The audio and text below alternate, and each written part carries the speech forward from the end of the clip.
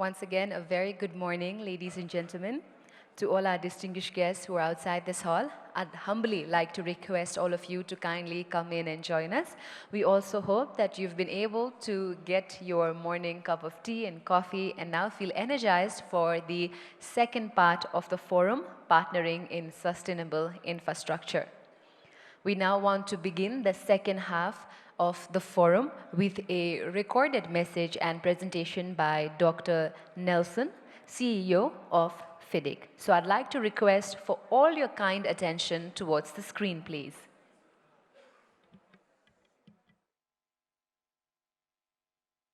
Good morning.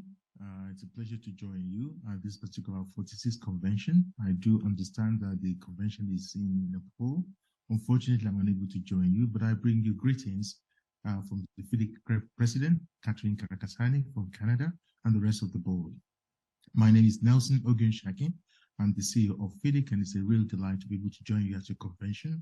I do have one confession, which is I remember signing an agreement with your organization about 3 years ago, and that relationship blossomed under the previous president, which is Mohamed Al-Jannah. Thank you very much for the relationship. And I'm also pleased to see that we had your cooperation during the conference in Singapore, and your contribution was highly valued. I'm going to go through very quickly the subject, which is really how can we partner together to address the infrastructure.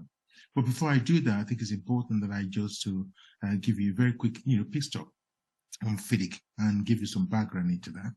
FIDIC right now represents over 40,000 consulting firm and really dealing about 6.5 billion in terms of population and combined GDP of 30 trillion. The rest is history. We are global in our outlook and currently represent about 92 countries around the world in 5 continents, 1.2 engineers around the world.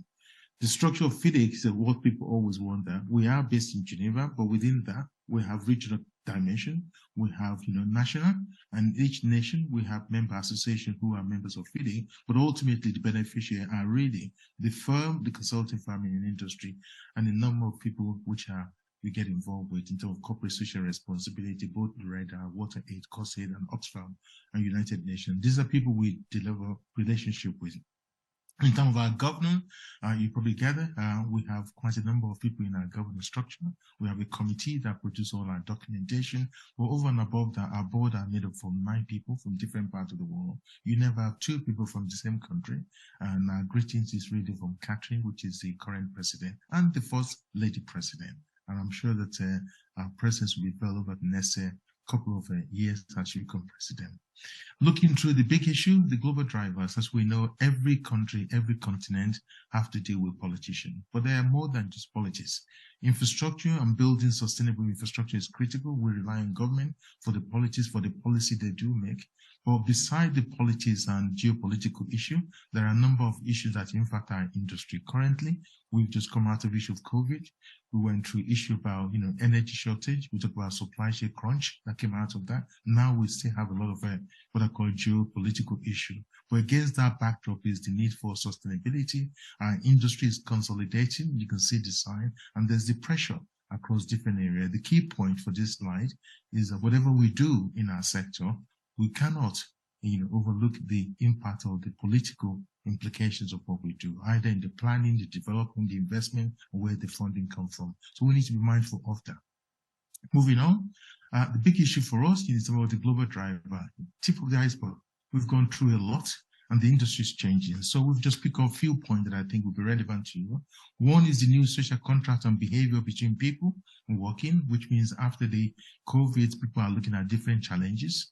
There's the issue about digitization and business model. Again, that backdrop is the issue about AI and artificial intelligence. What is that going to be for us? And digital information that's going to infrastructure that's going to impact our industry. You have issue about, geopolitical issue, which is impacting the industry. There's the trade and industry, and there's the reform of how people work and behave.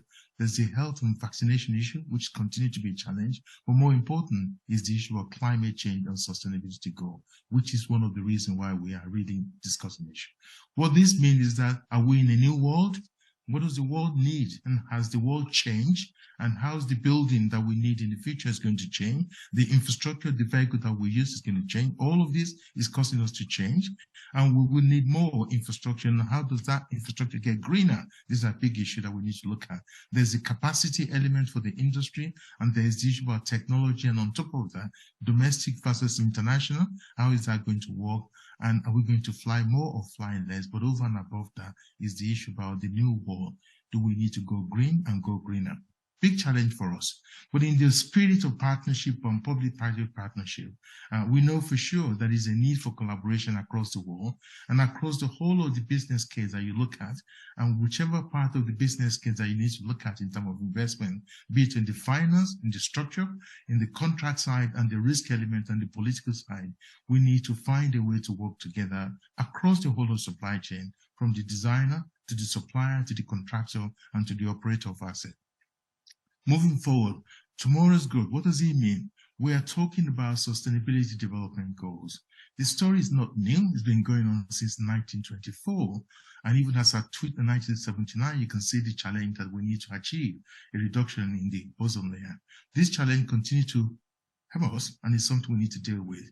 2021, 2022, 2023, we have the challenge of how do we meet the Sustainability Development Goal. The target for 2030 has already been set. We cannot move away from that. And if I get the date right, I get the impression we have 2,230 days to go to deliver the Sustainability Development Goal. This is a challenge for everybody and for the industry to work together to ensure we achieve that. And how is FIDIC addressing that? We have infrastructure need. We need to deliver the goals. That's important. Against that backdrop is the issue about integrity in what we do. Against that backdrop is the principle of sustainability that we need to address. Against that backdrop is the issue about infrastructure needed across and what our members and the industry is doing. So with all this agenda, with less than 2,300 days to go, we have to work together to achieve that.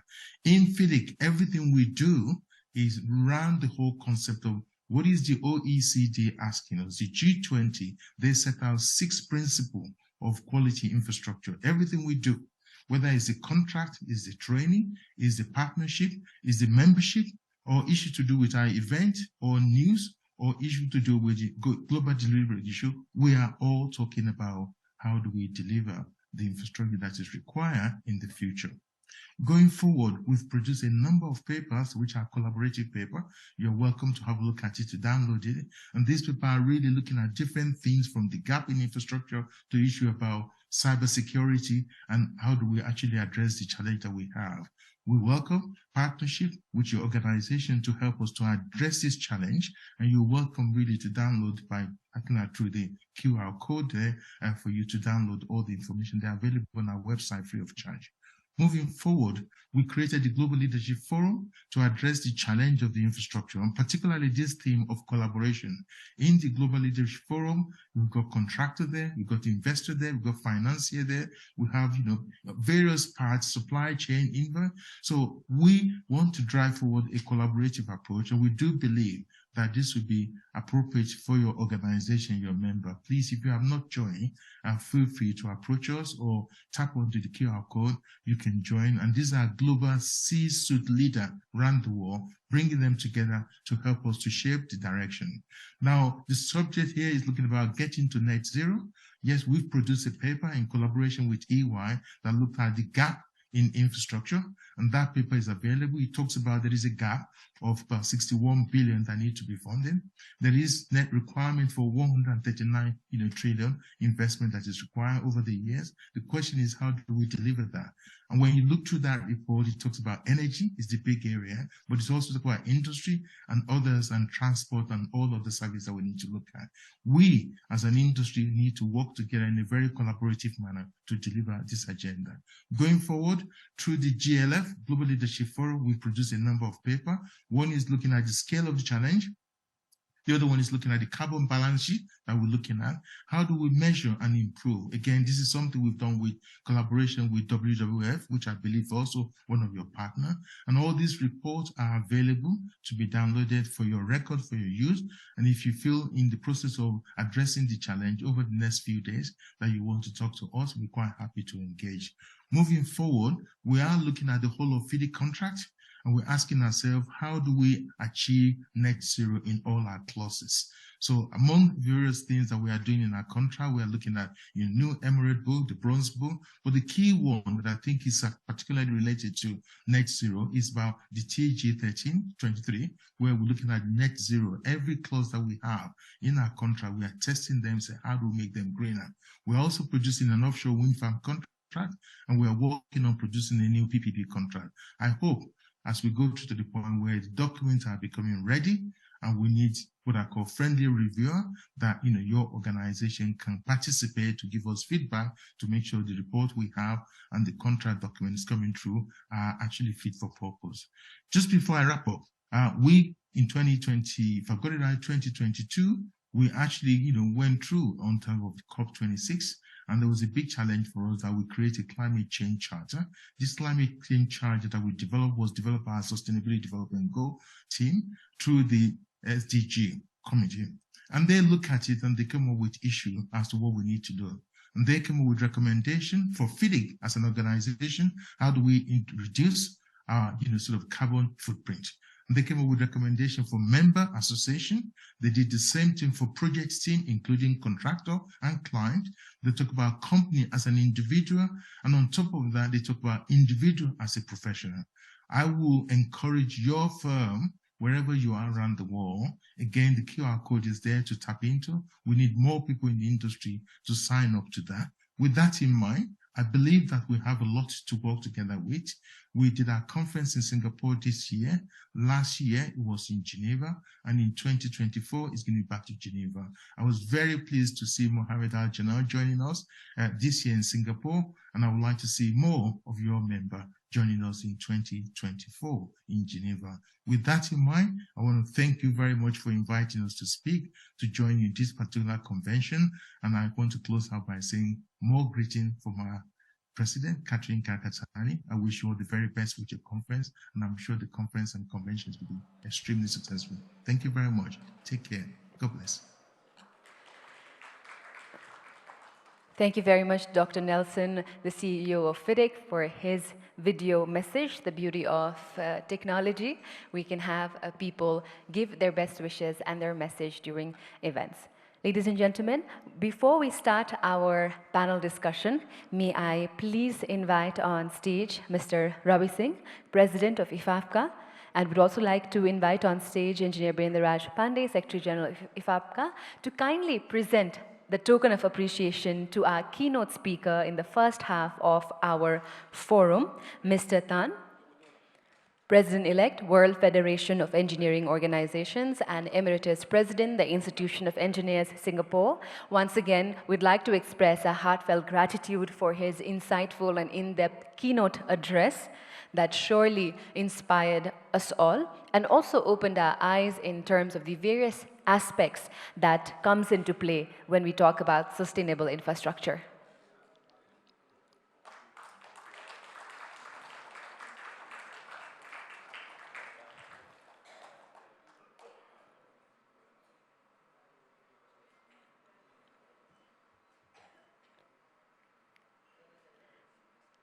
Thank you very much. Thank you, gentlemen, for doing the honors. Once again, gratitude to our keynote speaker, Mr. Tan, for his keynote address.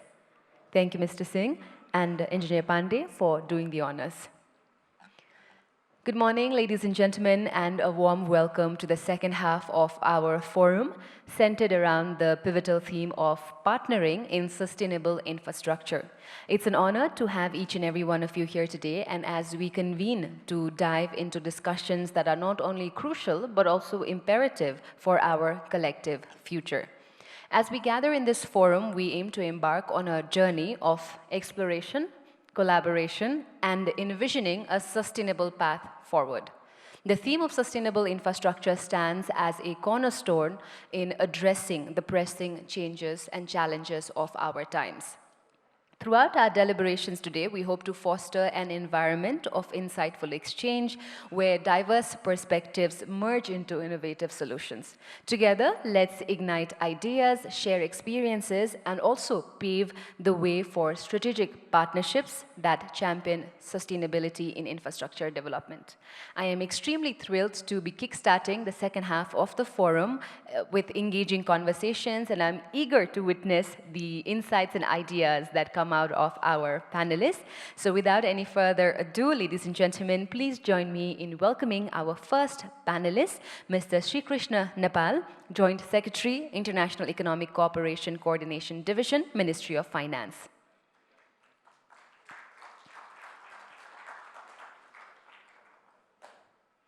We'd also like to invite on stage Mr. Sushil Babu Dhakal, Director General, Department of Road. We'd also like to invite on stage Mr. Haidar Raza, Country Procurement Team Leader, Senior Procurement Specialist, World Bank. We're also delighted to have Mr. Arnold Heckman, PMU Head, Nepal Resident Mission, Asian Development Bank. Please join me in welcoming Mr. Oliver Wee, President, Master Builders Association, Malaysia.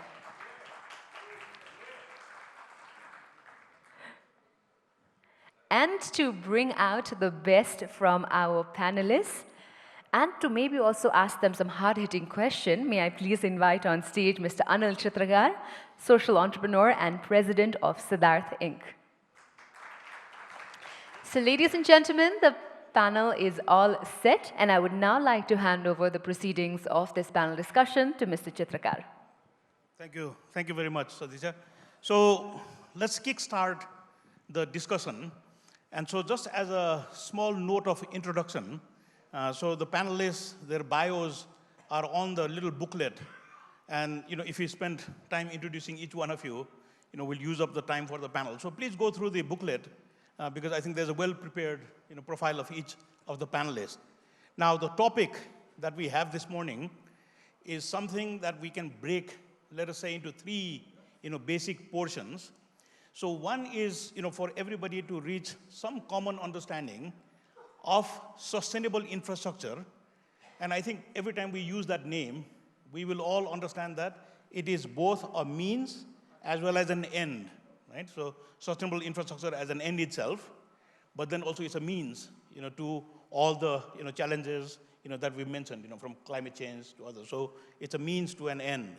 Now the second part is to really understand partnership, because I think the whole theme is that this cannot be done alone, by the construction industry itself, the government alone, or the supply chain that was mentioned in the earlier. So working alone or working in isolation is not the way forward. So partnership, has to be the common, theme. And then thirdly, what was announced in terms of innovations, in terms of ways forward, in terms of how we can collaborate in a creative way so that we attain, this goal. So I think what I'm going to do is just start off. And so maybe just, I'll start from my left-hand side. And so, just go ahead and tell me, so in terms of a sustainable infrastructure, so would you like to explain to the audience, what comes to your mind when we say sustainable infrastructure? So just let's share these ideas and we'll start, please. Yeah, good morning, everyone. Yes, partnering definitely is better than do it alone. But once you say partnering, agreement comes into place. Contract comes into place. And I always think a well-prepared risk and reward balance contract is the first step we must have. Procurement is very important. It indicates the failure or the successful of the projects, no matter what project, whether it's sustainable infrastructure or any other ordinary buildings contract. That's why our country is pushing very hard for collaborative contracting. We know this is the only way it can be sustainable, other than the traditional way of adversarial contract, pushing responsibility to each other. I think we have to get rid of those. You know, we need a very well balance between risk and rewards. Then only the contract can properly execute it. So just, yeah, please go ahead, use those mics on the table. So let's take one round. And so I think just, I'll capture these, as we go along. But obviously you're saying, that the agreement reached between the different sides is the most critical thing. And so what is agreed on, and then the rewards, everything that goes with those agreements, is very critical in moving ahead. Please. Yeah, thank you. So in very few words, this is what you said. So I will break in two. First, before talking about sustainability is quality. Because quality infrastructure already is embedded some sustainability. So first, this is what we have to aim. We have to push now this at a higher level. But first, the quality of infrastructure. Because quality of infrastructure are delivered on time, they last longer, and normally they have consider many of the aspects we are mentioning. Now, second, we have to move now a step further, introducing climate change, climate resilience, climate change mitigation, and push further social and environmental and biodiversity agenda. Thank you. Very good. So I will just share something very personal, because when we were talking about sustainability, I thought maybe we were talking about green procurement, just cutting down the carbon emission and this and that. But when I went into the subject, then we realized that it's not only the green procurement. You need to bring some other elements, because the moment you start talking about sustainability, it's not about building a structure, but it's about basically expanding the socio-economic base through this process. And that process is key for the sustainability, and the partnerships comes over there. How to bring this socio-economic element into the procurement process, into the contracting arrangement, so that the outcome is sustainable. So yes, the quality of the structure is key, but then how to maintain that quality and how to link it with the social environment which is created around that structure is key. So that's where I think we need to really talk about the partnership. And that partnership, I think we will be talking in the second session. No, we will. So, please. Yeah, thank you. Actually, the sustainable infrastructures that basically would be addressing the environmental challenges. And secondly, it would promote resilience. And then it would be economically viable, and it would ensure the long-term sustainable and enduring growth.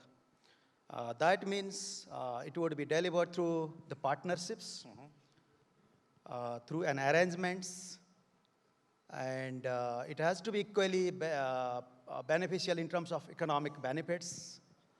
And then it has to widen, of course, I agree, it has to be, the quality should be at the forefront, and then the technology that we adopt. And then the model, that operation model, that also comes very important, I think, in this part. So, Please. Thank you very much. Please. Thank you very much. When we are discussing about the sustainability in the infrastructure sector, we have to think the whole project cycle, from the planning to maintenance phase, yeah? And, the selection of the project is the utmost important, yeah? The people's participations, for whom we are going to implement the project, is very important. Ultimately, you have to get the ownership, yeah? The people shall have, feel the ownership, and it will get, the employment is the on output, socioeconomic benefit is the another output, less carbon emission is the another expectations, yeah? So not only the planning, design, procurement, implementation, and, implementation is the most important if we think the sustainability. Thank you very much. No, thank you very much. So, I hope everybody in the room realizes, the kind of panel we have. And so this is many years of experience, and many years of, having done this kind of work. So I'm just going to quickly, capture some key words that was mentioned. And so this will actually help, for us to all reach a common understanding, for sustainability, hopefully. So agreements, how agreements are done is key. The quality, is a non-negotiable. So what you mentioned was that if the socio-economic base is not strong, and so by that, I'm sure you're talking about human resources, the way society is organized, how society is governed, but that whole socio-economic base. But really, amazing when you think, how benefits are shared, how the environment is managed, but also just in terms of the full life cycle. And so I think the keynote speaker this morning mentioned the phrase, before the pencil hits the paper. And I think that's what you're talking about. From the time the pencil begins to work to the time the whole full cycle is actually managed. So that's always a lot of content that we have. And so we just need to understand that sustainability is something that we need to incorporate in any infrastructure project that we need to do. Now, the second part is that what we are saying is to achieve all of this, we need to form partnerships, right? So it is not the prerogative of any agency, and we live in very open societies today where, the power is divided, there are checks and balances, right? And so sometimes we think these are hurdles, but we're saying in this forum that we actually need to build partnerships. So let's do a second round, and let's see, what partnerships, would entail. So give us your thoughts, please. Yeah, the mic. Just pass the mic. Yeah, please. Okay, I think partnership is combining abilities, technology-based, know-how, funding especially. But when all these elements come into place, the risk of liabilities and cost sharing, okay, we talk about the profit sharing, but we also have to look into the cost sharing. Whose liability, what equity to take by each partner, what the affordability of each partners. So I think these are the basic elements that need to be firm and need to be formed before you actually kickstart the project. Sure. So just, this is, just want to lay the context. So you're saying that some people bring abilities, right? Some people bring technology. Some people bring money. But I think, to form a partnership, there has to be a really good understanding that there are costs, and those costs need to be shared upfront. Very good, please. Well, I guess the partnership is with the entire life cycle of one infrastructure investment, but just want to highlight a few things. Of course, we work closely with the governments, and we design project, we finance project with the government, and then after it goes to the contractor. I'm being very summarizing the thing. So for me, one of the key partnership will be with us, finance, government, and contractor. We talk about, higher degree of infrastructure, of procurement, but currently now, even a very straightforward infrastructure, we collectively have difficulty to deliver. It's delayed, the quality is not there sometimes. So this is a responsibility and the partnership between us to make sure that when the contractor is selected, you have everything in hand and the motivation to provide the quality and the sustainable infrastructure. So for that, we need maybe two things. We need to incorporate that into our technical specification, design, maybe more nature-based solution as opposed to concrete infrastructure. And also we need to provide the financing and institutional means through the procurement process. So by incentivizing, the recruitment of quality contractor to provide quality and sustainable infrastructure. So those kind of partnership we have in mind also. Yeah. Sure. And then, all of that basically leading to quality infrastructure. And sustainability. Right. Very good. So basically, Arun, you have covered everything. You haven't left anything for me. Let me give you a little twist on this, on the partnership, on partnering basically. Yeah, we need financing, we need a structure or a platform which we call it contract, through which the partnership is established between contractor and the employer, and of course financing comes into it. But I think this is one very strong element in the partnership.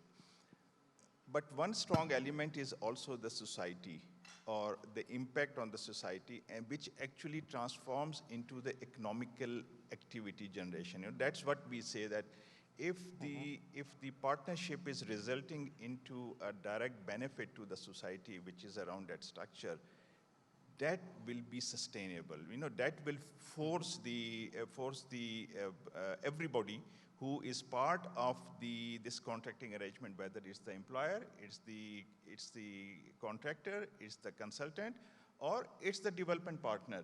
Everybody, I mean, that society, you know, that forces will push us to a stage where we'll be ensuring that whatever is done to the required standard specification. That's where, you know, all the specification, everything will come into place. So I think that's something which will be a real partnership, because the feedback will be coming from the other side, not from here. It will be coming, and that will be a very strong feedback. We'll be putting everybody into their places. Right. No, very good. Very good. Yeah, actually, for me, partnership is leveraging strength actually of all sectors involved in the project. In fact, and then to capitalize their expertise, experiences through an arrangement that would be predictable, transparent, and at the same time would be doable, and would be focused towards achieving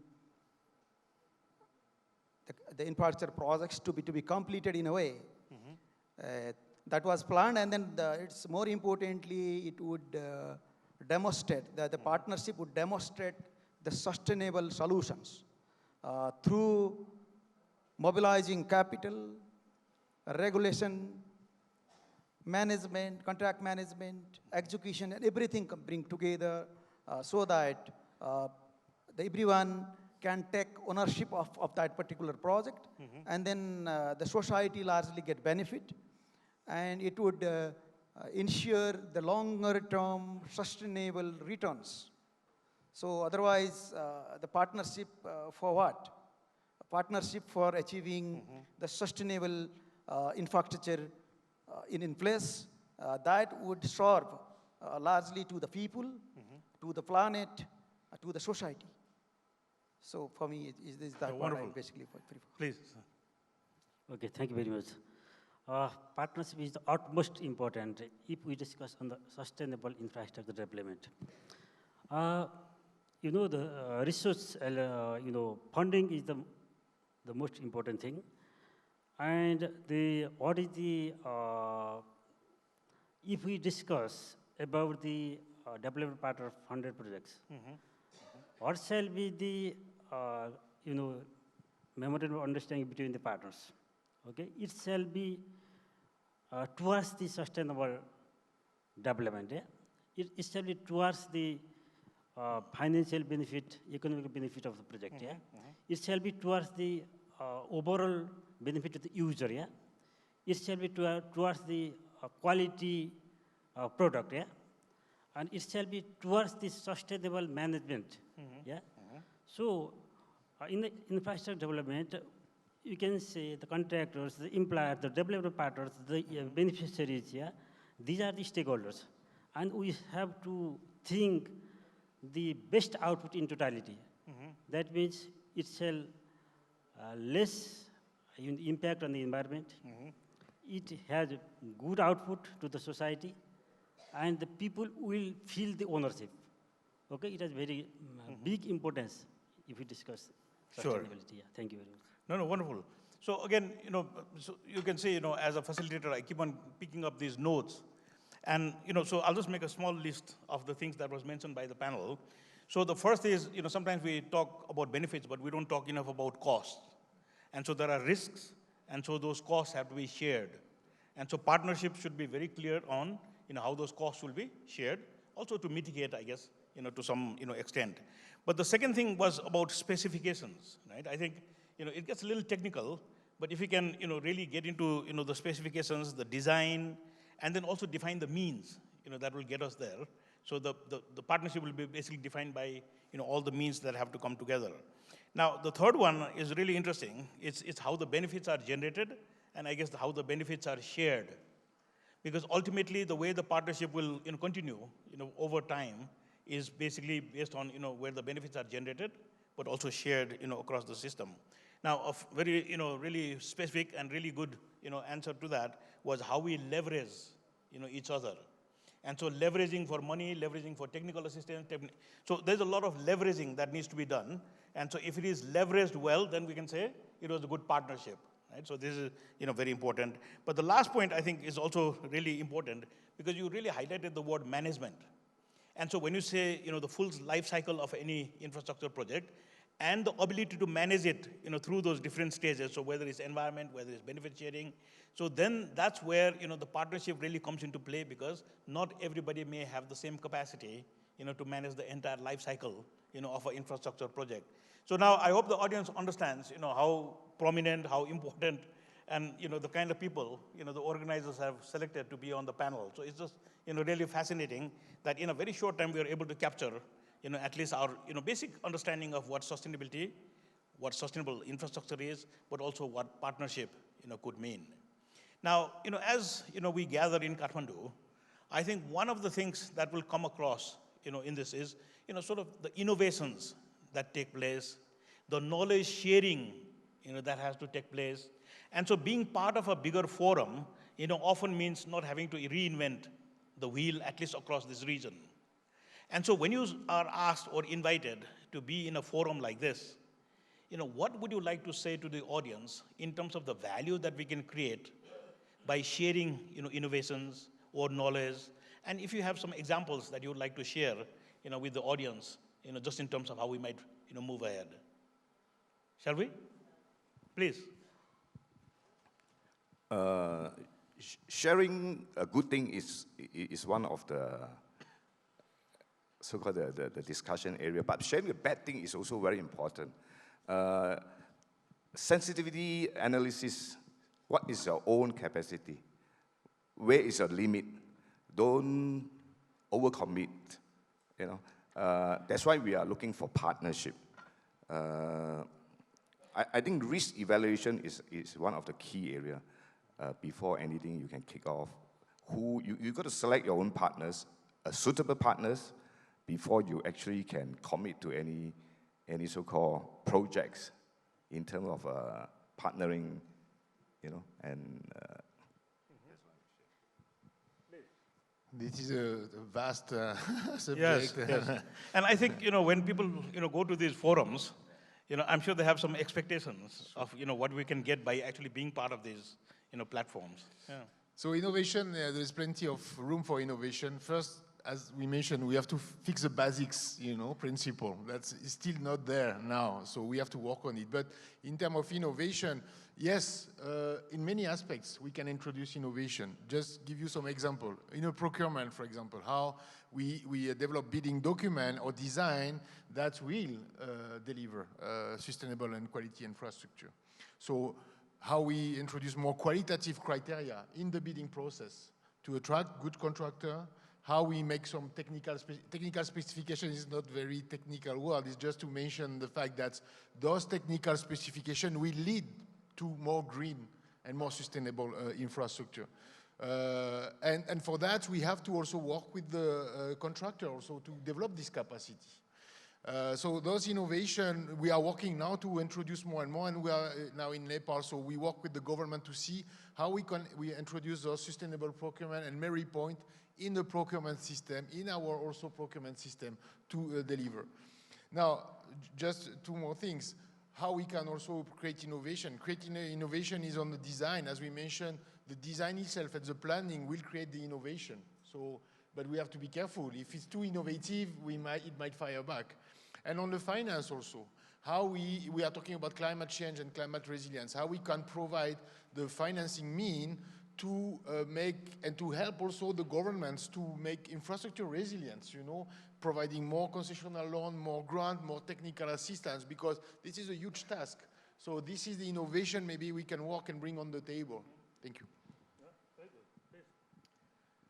Yeah, so I will pick up your thing, the merit point. So merit point, ADB has introduced for during the procurement processes, and the World Bank is also has introduced something which is known as the rated criteria. Basically targeting innovation during the procurement process, during the bidding process, and contracting and implementation. So what the rated criteria does is that it allows the employer to introduce some elements which are directly linking or supporting the sustainable goals, okay?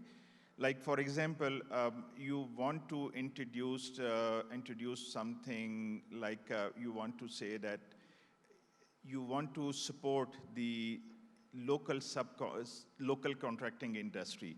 So maybe one of the rated criteria could be the contractor would be required to provide a methodology through which they will be engaging the local contractor as their subcontractors and then enhance their skills. And this will have some score. So with this process, basically what will happen is the contract award decision will not be purely made just because of the lowest cost, evaluated cost, but a combination of the cost plus the technical score, which is coming from the methodology. So that's again a partnership, basically. It's a partnership between the contractor and the employer, where some innovative methods are being introduced. So I think this is what we believe, and we have seen some good results because of the rated criteria in the world. Do I have just 1 minute? Because I can explain, I can share one of the very key relevant experience here. Through the rated criteria, contractor was selected to basically build an airport. And one of the criteria was to basically engage the local contractors as a subcontractor and then enhance their skill sets. Now, what happened was, when the project was concluded, 20% of the local contractors were their subcontractors, and they had enhanced their skills. So, like, for example, the unskilled workers who were working with them, through a scheme for introducing some mechanized way of producing something, they earned some extra skills and they became the skilled worker. So this shift was seen through that project. And if this rated criteria was not used, maybe this was not achievable. So I think that's the partnership which we are looking forward to. Because then end of the day, the lead contractor will leave, but these people will stay because they're from the society, and they take the ownership for future maintenance and keep the things running. Yeah, actually, innovation that matters right from the project design and then scoping. So how can we make the project having larger co-benefits? And then similarly, during the implementation, of course, I see big space of innovation there.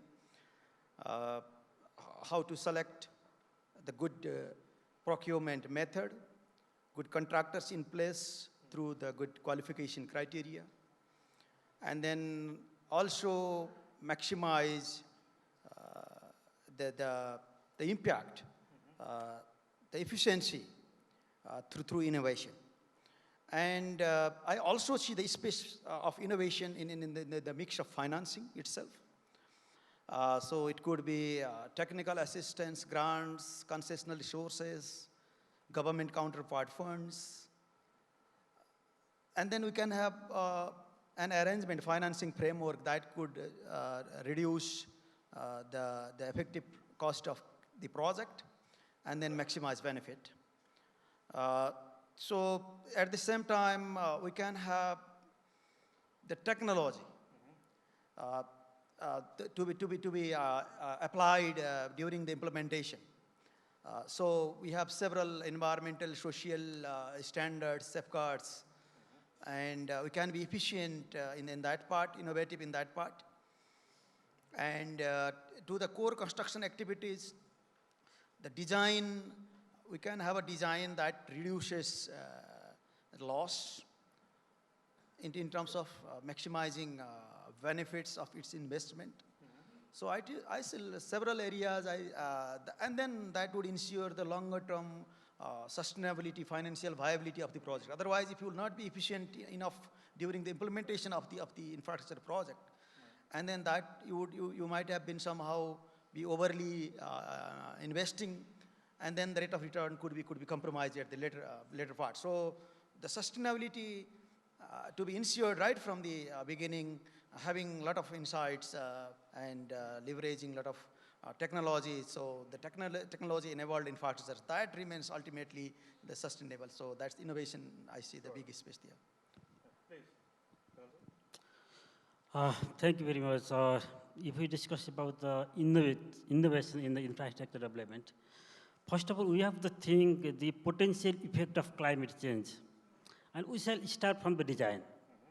Yeah, and the the best practiced design in the contemporary world, it shall be followed. In Nepal, we have changed the number of guidelines considering the climate change.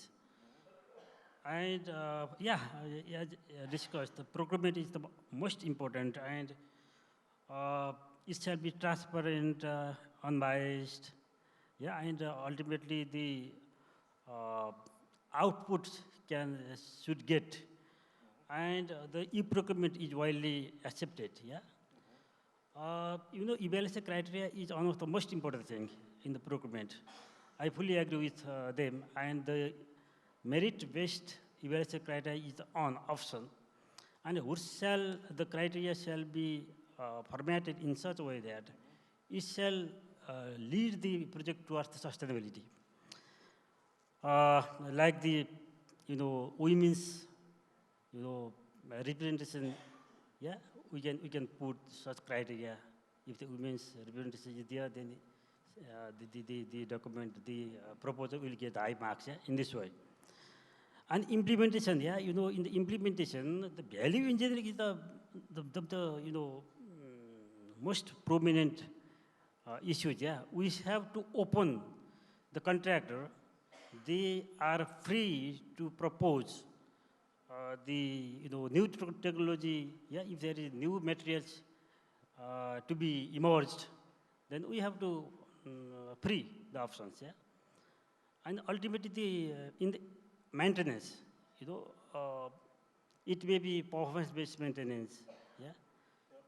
Ultimately, we have to think how the project will be sustainable. Thank you very much. So very good.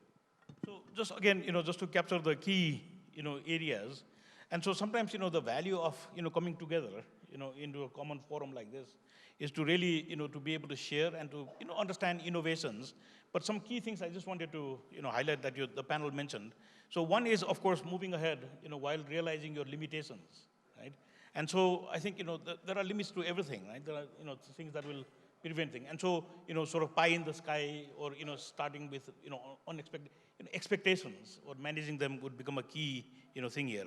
Now, procurement, you're saying itself, is a very important thing, but you mentioned the word pacing. And so, not saying, let's try anything, let's try everything, and then, then having too many, failures, let us say, in the testing period. So there should be a little bit of pacing, where capacity and everything is built along with the innovation. So to move ahead, but to choose the right pace, so that we can, innovate and not lead to, failure very quickly. Now, the whole issue of, design, that you mentioned, but also, when you said, cost, whether it's technical, so the skills, enhancement, I think was a critical, point here.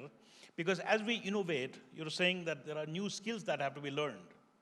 And so it's not enough for, let's say, the contractors or the top-level implementers to have those innovative knowledge, but somehow that has to trickle down, to the people who then have to maintain the road or maintain the infrastructure for a long time. And so you can innovate, but if you haven't passed on those skills or build those skills at the local level, then those innovations are not going to, sustain itself, right? So this would be, something. But I think this whole notion of, bringing best practices, bringing things from everywhere, but then looking at the full cycle, I think is the whole issue here, is that, from design to, all the way to the management, so who benefits, how are the costs shared? So again, looking at the bigger picture in terms of innovation becomes very important. So, when you said, climate change, so in a forum like this, so if you can share, and everybody brings, well, we tried something and we think this is the best practice that can be adopted, by all the members of this forum, then maybe we go away from here with at least a few ideas on how we might incorporate climate into our work. So the last point there, I think is very critical. I think, I'm just, paraphrasing, but I think, Dagal sir, what you were mentioning is also this whole issue of communication or creating a space, where the procurer, the person, procuring the service, and the people who are going to provide the service, they actually sit together and discuss new ideas. And so this, openness, of listening to each other, understanding that there are new ways of doing things, I think all of that would basically help, move this whole, agenda forward. So I think, this is a really good time, to say, we have a fairly good understanding, right, among the panelists and among the floor of what we mean by sustainable infrastructure. I think there's a very clear understanding when we say partnership, and so you can replace it with words like leverage. We can replace it with so many words that you've already mentioned. So partnerships become very important. But I think, it's really also, important to highlight the fact that being part of a larger forum that covers a huge geographic area, but also where a lot of people live. And so instead of reinventing, ideas all the time, being able to share these innovations, become very critical. So one of the things that we do, as moderators or as, people who keep this conversation is sometimes there is a danger that we're always looking behind us, so we're learning lessons, we are sharing experiences, but then really we don't spend too much time looking ahead. And I think, the theme of this particular, setting is to really make us look forward, right? And so when we look forward, I mean, people of our age, many of us could not imagine an office without a fax machine, or we could not imagine a world, where the phone would not be tied to a wire or something like that, right? So, being futuristic can be quite challenging. So I think, for the panel, the next question would be, so what does the future needs to look like, right? So let us say we are going to partner, we understand sustainable infrastructure, and in this forum, we're going to declare that collectively we're going to move ahead. So what does that move ahead, what does that look like, for us, or what should it look like? And so I think, sharing this common understanding of where we need to head towards will also be a really good, conversation. Oliver, can I put you on the spot again? Yeah, I think first thing move forward is, number one, I think whether the project you're talking about is whether bankable or not. With all these new features required, putting into the new development, whether the return is viable, whether the return will take too long, because that's subject a lot to the demand from the market, whether your project or your products is demandable or bankable or not. That's number one. Number two, I think partnering have to immediately invest on technologies. We can't rely on labor too much nowadays. Labor don't really produce a good quality, and to rectify such defects, it costs a lot of money. Invest on technology, and look, these are the two main things I think I can see. Thank you. I'm going to be very pragmatic. So what the future look like actually is basically, first to implement what we just mentioned. Let me come back to the procurement issue, for example, because we have sustainable procurement also. So sustainable procurement, it means like through merit point or rated criteria, we introduce some incentives and selections for the contractor to comply with specifics, climate-related, environment or social-related aspects. For example, if a contractor is able to demonstrate that construction waste is recycled through the construction cycle of one infrastructure, he gets more points. If he is using green technology, he gets more points. So one of the future paths is really to go there deeply. This is not easy. We have to change many things in the behavior of the people, in the mentality. So this is one thing. Second thing, if we talk about climate change, whatever we say here, we have to fight climate change. How? Okay, so we need those instruments to measure climate change and to be able to see how we introduce, climate change specification, climate change in planning, climate change in designing and in construction. So for that also we are working with the governments to introduce this platform. We call it the climate change risk management for the Hindu Kush Himalaya region. This will be a platform to monitor data information and to be information-based risk assessment. So this is huge initiatives. We are just starting now. Second, again, on the financing. So we need some innovative financing to look for the future. How we provide that, like for example, in Nepal, we are working on a facility to introduce those financing to fight against climate change. So this future will be driven by those tools and activity we are doing at. If we do so, then it will be already a great leap forward. And last one I want to mention also is on the design, how we introduce nature-based solution instead of concrete infrastructure. This will be key also. So again, here we are initiating something in Kathmandu to design nature-based solution for Kathmandu city, for Kathmandu Valley, to open more green space and to use nature-based infrastructure, which are much more resilient and much more carbon sequestration feature. Yeah, thank you. Yeah, so I will cover two sides too, basically. One is the policy levels, what we need to do on the policy level. I think we heard the Prime Minister today also that he was basically saying that if we have to adjust our policies, the determination was there. I think since we are in Nepal, so I cannot resist but to actually share the grid declaration which we had in 2021 here in Nepal. And now we have a framework as well. So there are 10 areas which are identified as a policy areas, which are directly linked with the sustainable infrastructure development. So including the human resource development, environment, disasters, all those areas which actually have a direct impact on the sustainable infrastructures.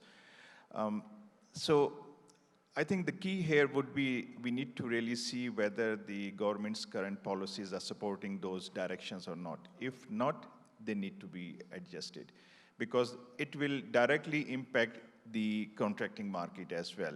Very lightly said in the morning that, you know, if the contractors are to price something, so if they price like a very average material, and some contractor is very innovative and really want to support the sustainable infrastructure development, and they, they price something like a zero carbon, steel. Obviously, the price will be very high, and there is 100% chance that that contract will be losing. So we need to really make sure that some policy line, we have certain standards set, which will support the design elements as well, which will support the specifications as well, to make sure that the contracting is done on the same platform. Second thing which I would like to share or request, because it's August, forum from the contractor side, we need support from them, basically, okay? Whatever we are doing from this end, we need a reciprocal support from your side as well. If, for example, if we are looking for a sustainable infrastructure which needs to be developed by you, and we are requesting you to consider something which will be bringing a positive change, so look into that desire and then price that element. Don't go for the minimum cost options, which may not be sustainable in the future. You may win the project, win the contract, but end of the day, we will not be achieving the desired results. So for us, for exactly to address this issue, we have developed the rated criteria. ADB is calling it, it's a merit point. So basically just to address this thing, that the contract award decision will not be merely based on the lowest cost. So there will be some other technical elements which will be coming into it, and those are the points, basically merit points. Very good. Actually, given the huge financing gap in the infrastructure sector, so I see the future, the business as usual wouldn't be sufficient. So we need to go for some innovative policy, attractive policy solutions, and bring in private capital. That's key. Otherwise, the public sector resources alone would not be sufficient, and simply the private sector, private capital would not be mobilized. So we have to develop an arrangement that would be attractive, that would be feasible and doable in our context. And that would ensure the rate of return, competitive rate of return, through creating synergies. By the way, we have several space to work on efficiency. I see the coming days like the net zero that remains at the top, the green infrastructure, green technology, and at least carbon neutral project management. That would definitely be imposed otherwise net zero wouldn't be feasible, achievable. So the lot of innovations is required, attractive arrangements and policies to come in place, and then innovative financing to bring and leverage private capital through doable and feasible instruments. That remains key in the future. Okay. While we are thinking about the output of the infrastructure project, we have to think, we have to see whether the project fosters the local industries or not, whether it creates the employment opportunities or not, what impact on environment, and what is the possibility, potential possibility for the future development. These are the things to be considered. And resource is always scarcity, yeah? And that innovation in financing is the important, yeah? PPP, design and build, EPC, these are the, practiced methodology in the procurement. And we have to introduce the innovative financing, and we have to try to use the existing material. We have to, try to recycle the material, yeah? In infrastructure development, in the highways, in the roads, recently we are going to practice the recycling of the pavement, asphalt materials, yeah? Cotton field balance, yeah? These are the examples, okay? Ultimately, we have to think to fulfill the people's demand, yeah? Users' demand, with less impact on the environment and getting the efficient output of the project. Thank you. No, very good. So again, just as I pick up these notes, right? So, at some point, I'm sure the organizers will put this together, into a proper, proceeding. But it's just fascinating, that you have a panel that can, churn off all these ideas, as we go along. So one, I think you mentioned the speed or the rate of return, would be very critical, but also, technology, right? So we're going to be more and more technology dependent because labor or human resources, I think, will be a challenge in itself. And so that's something to prepare ourselves, moving ahead. But this issue of compliance, right? And so I think, the whole issue about behavioral change. And so if we do not change our behavior in terms of how we do business, then, there's not going to be, too many innovations. But a part of that, what you mentioned also about, specifications, how we, come up with those. But you also mentioned, moving towards this nature-based, solutions. And so it'll be really interesting to watch, it unfold in Kathmandu, maybe as a pilot, where, again, the forum can keep a very close eye and take the lessons, to different parts. So that'll be, something really, fascinating. Now, policies, I think both of you really highlighted, the fact that if we do not innovate on policies, then the future, that we seek, so the future is all about innovative policies, I guess is what you're saying. So you can have a 10-point agenda, you can have, many agendas, but policy that actually, gets us, to that end. And so, for example, when you mentioned pricing, as a key variable, and so if we expect, net zero, if we expect climate to be addressed, if we expect all these things to be addressed, then pricing will not be the same, and the lowest bidding, process is not going to get us there either. So there will have to be innovations in terms of how we do the policies so that we can do the procurement, so that we can incorporate, all the things that we are, talking about today. And I think there, the whole issue of finance and the gaps that we already see in the finance, and if there is a gap and we are adding more and more things, into that basket, then that's going to be a real challenge. So additional new sources of finance, how we make policies to attract new finance so that we can meet those gaps, can be a key area to look into the future.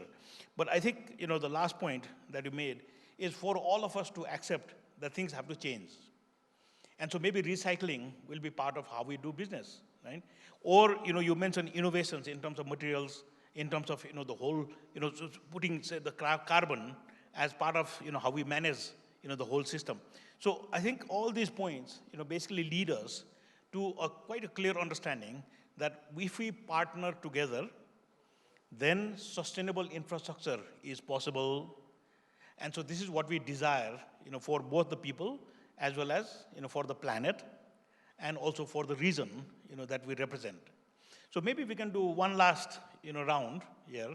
And so this is, just exciting because, sometimes, the biggest tasks or the strongest, visions, will always start with a few initial steps. And so for a forum like this, I think what we also need to hear are some things that are actionable. So something that you can hit the ground running, when you go back to your office, when you go back to your country and say, at least there was a few things that I think we can start, together. So while other things are being done like policy and others, but let's start with a few things that we can, get this, whole ball, rolling. So again, Oliver, would I put you in the spot?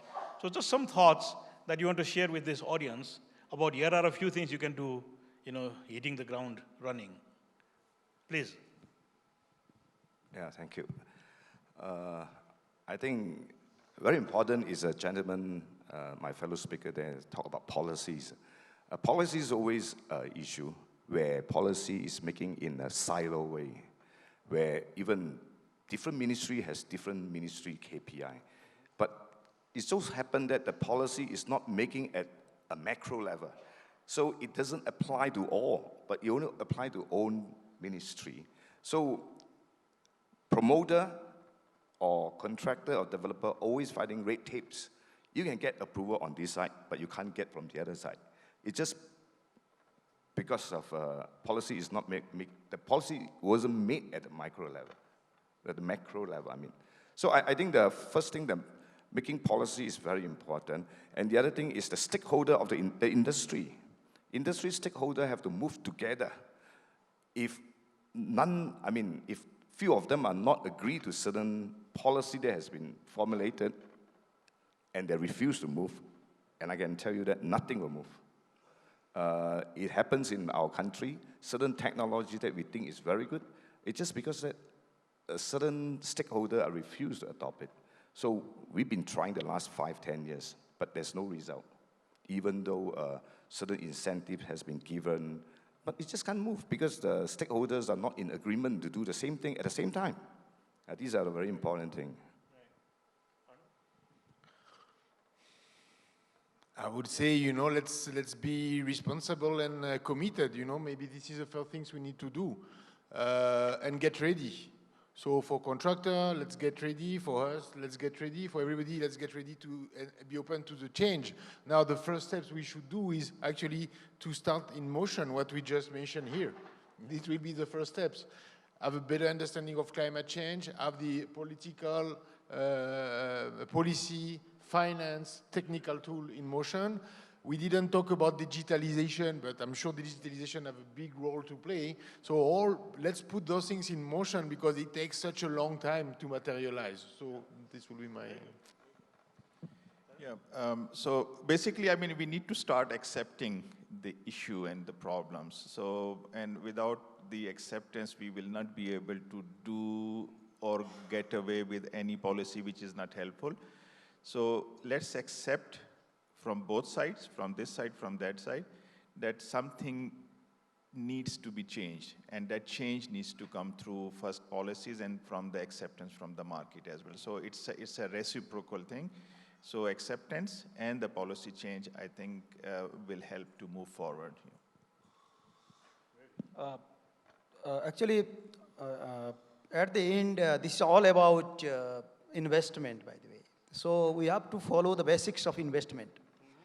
So unless we realize, like we have some space to work further, so to reform ourselves from policy perspective, from implementation constraints perspective, so unless we accept that, the basics investment would not be delivered, and then somehow sustainability would be compromised.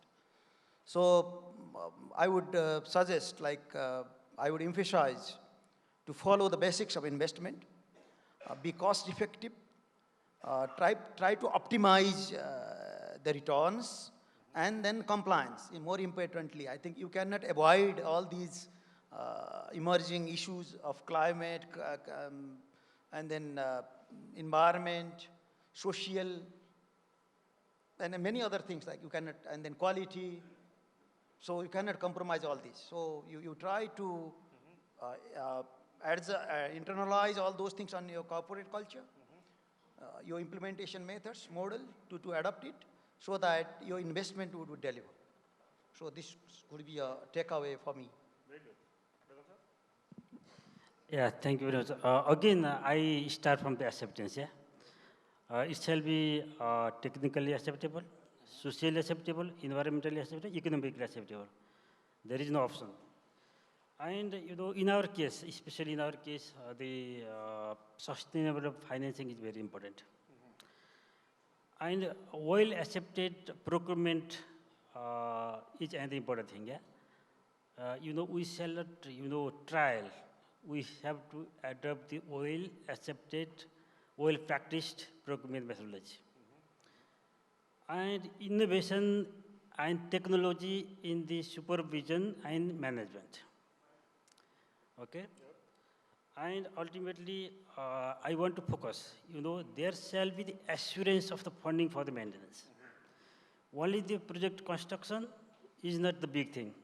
It shall be maintained and operable. So there shall be the funding assurances. So these are the things.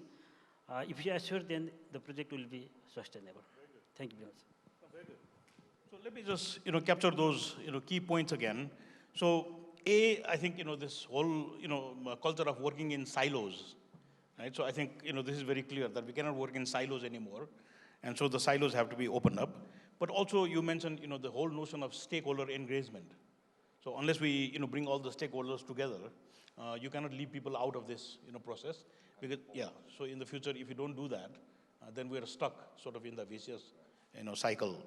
Now this commitment to an agenda, I think is simple and yet very difficult, and so maybe this is why we have a forum and a forum leadership that will say, well, we met in Kathmandu and we decided that these were some of the critical things that came up, and so the first thing is to say we are committed to do this, and so that commitment to an agenda would be the first step.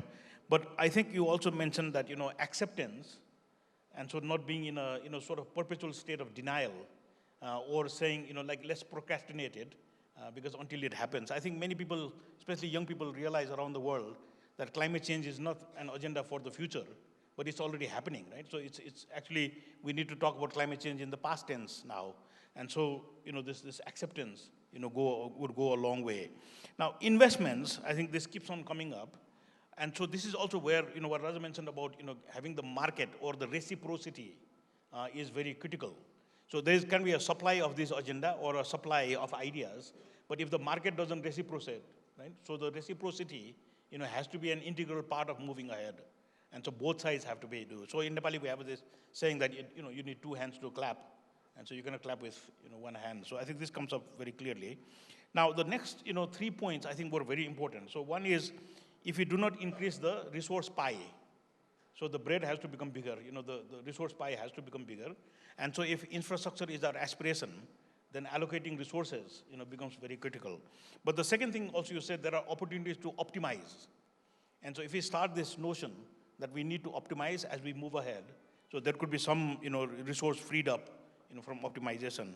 But also you mentioned that it is very important for people to realize that compliance is a non-negotiable, right? So compliance is something that we'll have to incorporate. And so going away from Kathmandu, maybe that's one of the things you can do, is get your whole team together and say, well, moving ahead, compliance is not negotiable. So I think these issues become very important. But I think the last point, that resources are limited. Resources have to be committed, but then also resources have to be spread through, again, that whole cycle. Otherwise you can build infrastructure, but without maintenance, it becomes a liability, right? And so this whole notion of having sufficient resources to something that we know is an aspiration, is something that we want, but then if you don't dedicate, the needed resources, then all this will basically become a talk shop. So I think all these are, issues with which we can move ahead and with this forum. So again, we had an amazing, panel. I think we have an amazing topic, to discuss. I think there is a forum that is basically willing to take this agenda up and move it forward, in the days to come. So we have a little bit of time, and so I don't know how we can do this, but let me just see if there are people in the audience, who have a question, not a statement or a speech, a question, to our distinguished panelists. Can I see, some hands? Okay. So do we have a mic? A mic, sir? Okay, so keep it to a question, because then we'll overrun and then we'll have to stop. So please. Thank you. Let me introduce myself. I'm Rizky from Indonesia. Actually, I have been working for a private company in my company in energy sector. My question is, one of our economic principle is people respond to incentive, right? So maybe you can, one of the panelists can share what kind of the incentive you give or you are implemented in your country to attract the environment, to give the players, maybe for the contractors or the owner or for the developer, to have to make the main of the project to support the sustainable infrastructure. Maybe you can elaborate more for what kind of the incentive in your country that have been implemented in our country. Thank you. Very good. So anybody would like to take that up? Maybe Oliver, you can start and then you can move. Very good, thank you. Yeah. Yeah, everyone is fighting for incentive, and we are still fighting. But so far, for example, like technology, in terms of utilizing IBS for your projects, I think IBS, you have to separate into manufacturer, developer, and contractor. So as long as the developer don't move, nothing is moved. Okay, so IBS still claims to be slightly expensive than conventional method. But somehow the government is giving, in Malaysia, government is giving incentive to manufacturer who manufacture IBS component. So probably they have some tax exemption on expenses in terms of IBS components and machineries. But as long as the developer say, hey, I'm not using that, so the manufacturer also cannot be enjoying such incentive. That's happened in my country. Yeah, please. I'll just mention three, but we already mentioned some of it. Procurement. Okay, so through the procurement process, in the bidding document, the incentives will be the criteria of selection. This is one. Second, on the design. So designing specific infrastructure of quality, the quality of the design will be an incentive, of course, for the contractor to match the design, right? And the last one is the finance. We have also, as a financier and the government, to acknowledge that the cost of a poor infrastructure is vastly superior than a higher cost during the bidding process. We always look at low cost, minimum criteria. This has to change. Of course, it's a competitive bidding, so costs remain important. But we have also to realize the cost for the society and the economy of a poor infrastructure on the long run. So this has to be incorporated at the beginning. And this is of course, for you, a very key incentives, right? Yeah, basically, I think you will agree that every contract is unique in its own nature, because you are asking to deliver a particular task. So depending on that task, basically what the World Bank has done is we have introduced the rated criteria. So it's basically, there are certain marks, like for example, the price is 80% and the technology-wise or technical aspect of your proposal is 20%. So there is a balance between the cost and the enhanced technology so that's where you have the innovation to be introduced. That's your incentive. If you introduce something good, valuable, then you have an incentive to get that contract, even though your cost may not be the lowest evaluated cost. You may be a slightly higher cost, but then because of your better response in terms of technology and methodology, you may get that incentive. So that is what we are trying to introduce now. Yeah, actually, as I see in our policy, like you can see, all associated compliance costs are calculated, estimated, and included in your bid price. That means whatever you comply, whatever you follow, that you would get the payment against that particular item. So that's the financial incentive you have, an immediate incentive. And then similarly, as you complete your construction with your compliance, with your quality, and then you would, your company profile would be rated, I think, positively, and you can have the competitive capacity, and you can participate in the next contract as an eligible one. So that means you have corporate incentive, and then you have the immediate financial incentive. So both provisions that we have. Okay. Let me discuss about the practice in Nepal. Yeah? You know, in the development partner funded projects, usually we use the FDI contract document. And if you ask me about the incentive to the contractor, then there is a provision of bonus. Yeah? If you complete the contract in substantial time before the target time, then you will get the bonus. Number two, in the contract there is a clause, the value engineering. Yeah? In the time of the implementation, during the time it will be implemented, if there is change in technology, if there is new innovation in material, then the contractors has right to propose through this value engineering clauses and use their methodology, use their technology, and it is win-win option to the employer and the contractor. This is an example. Thank you very much. No, thank you. So we'll, bring this, panel to a close. And so, it's just fascinating, when we have a panel of this caliber, and we take on a topic, which sounds almost impossible, partnering for a sustainable infrastructure. But yet, I think, we feel we've broken it down to something very doable, something that can be understood, but also beyond this forum or beyond this, event, things will be carried forward. And so with that, I'm going to ask Sadisha, to bring this to a close.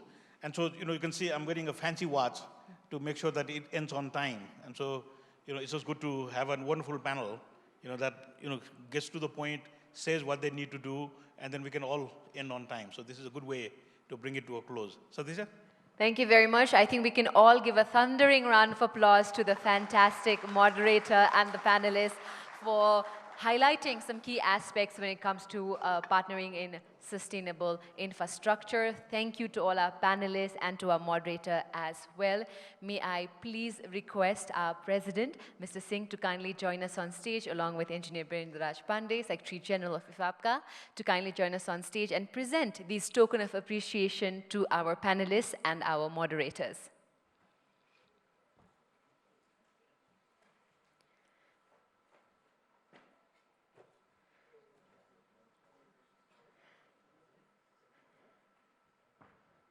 Our gratitude to Mr. Sri Krishna Nepal, Joint Secretary, International Economic Cooperation Coordination Division, Ministry of Finance. Thank you very much, sir, for being a part of our panel.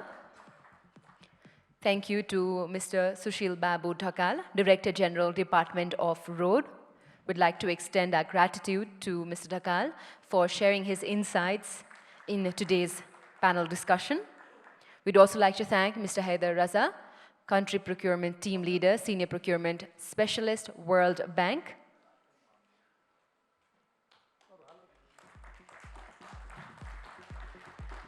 We're also thankful to Mr. Arnold Heckman, PMU Head, Nepal Resident Mission, Asian Development Bank. Thank you very much, sir, for your presence and participation in this panel discussion.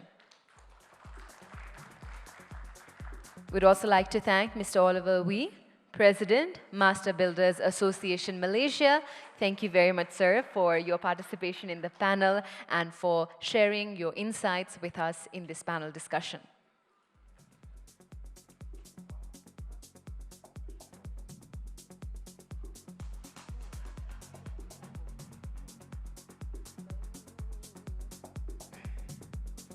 Thank you to our lovely audience as well for participating and interacting. The token of love is on its way and will be here shortly. But I hope that our audience was able to have a lot of key takeaways from this really interesting and engaging discussion that brought forward many important points and also gave us an opportunity to really understand what our panelists think when it comes to sustainable infrastructure, from its very definition to what are the pillars in making sure that sustainable infrastructure does happen. Thank you very much to Mr. Oliver Wee, President, Master Builders Association, Malaysia. Thank you very much, sir.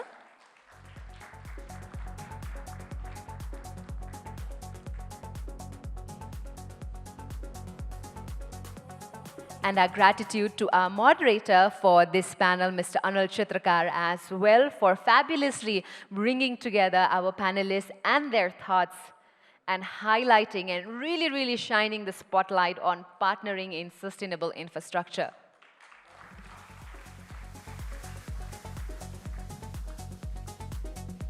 We'd like to end this panel with a group photograph. So if I may request all our panelists to kindly come forward.